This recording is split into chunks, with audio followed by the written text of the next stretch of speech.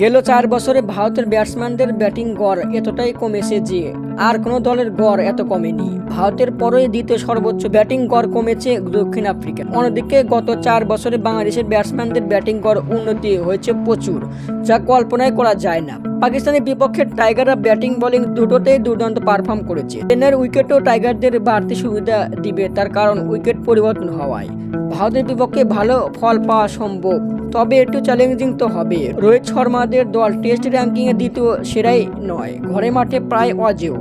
2019 সালে কলকাতা ও ইন্দোরে বাংলাদেশকে ঘরে মাটিতে টেস্টে বড় ব্যবধানে হারিয়েছিল ভারত। সে সময় ভারতের ব্যাটিং পারফর্ম ছিল শীর্ষে, গড় ছিল প্রায় 84.07 করে। টাইগারদের চিন্তার কোনো কারণ নেই, বর্তমান ভারতের ব্যাটিং লাইন তেমন কোনো ফর্মে নেই। রোহিত কোহলি ও তেমন সুবিধা করতে পারছে না টেস্টে, আর টাইগারদের ধরতে গেলে শুধু সাকিব বাদে বাকি 7 জন ব্যাটারে আছেন ফর্মে। বোলিংও ফর্মে আছে টাইগারদের। সেক্ষেত্রে টাইগাররা আশাবাদী ভারতের ব্যাটিং লাইন নিয়ে জিতবে বাংলাদেশ। বিডি নিউজ, হৃদয় হাসান।